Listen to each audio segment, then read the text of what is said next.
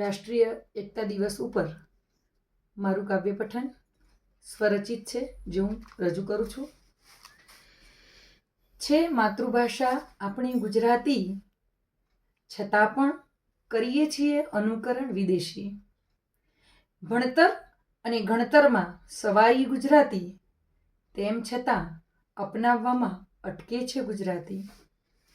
હું પૂછું છું કેમ?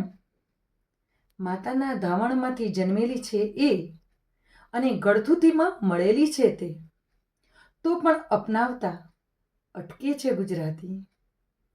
મેઘાણી જેવા કવિઓએ ગાઈ છે ગાથા ગુજરાતની, તો નર્મદ જેવા કવિએ ગાયો છે મહિમા માતૃભાષામાં.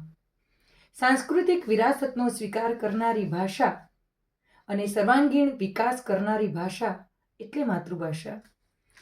ગૂઢાર્થના ગહન ચિંતન સમી અને ગુજરાતીઓના હૃદય સમી જાણી છે સૌએ અને બોલે છે સૌ, તો પણ અપનાવતા અટકે છે સૌ. કોઈએ પણ ન છોડી માતૃભાષા, કે ન છોડ્યો માતૃપ્રેમ. હું પૂછું છું કેમ? કેમ ભૂલાય છે આજે માતૃભાષા અને ભૂલાઈ ગયું છે વાત્સલ્ય? ગુજરાતી વારસાને બચાવવા કરે છે યાત્રા લોકો, અને તેમ છતાં અપનાવે છે વિદેશી ભાષા.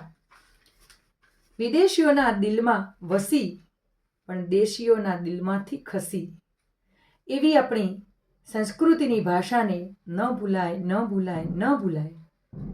ગરવી છે ભાષા અને ગરવો છે માનવ મહેરામણ, તેમ છતાં ગર્વ નથી માતૃભાષાનું. કારણ કે પશ્ચિમી સંસ્કૃતિએ ઘેરી લીધા છે સૌને. એમાં પ્રેમ તણી વાત નથી અને ઘર તણો પરિવાર નથી. વ્યવહારમાં પણ અનુકરણ વિદેશી ભાષાનું અને તહેવારમાં અનુકરણ વિદેશી ભાષાનું. માતાજીના ગરબામાં છલકાય છે માતૃભાષા અને ડીજેના ડાન્સમાં રોડાય છે માતૃભાષા. માના અર્થમાં સમાણી માતૃભાષા અને ધરતીના સતમાં સમાઈ માતૃભાષા. આવો અપનાવીએ માતૃભાષાને અને અપનાવીએ આપણા ગૌરવને. જય જય ગરવી ગુજરાત.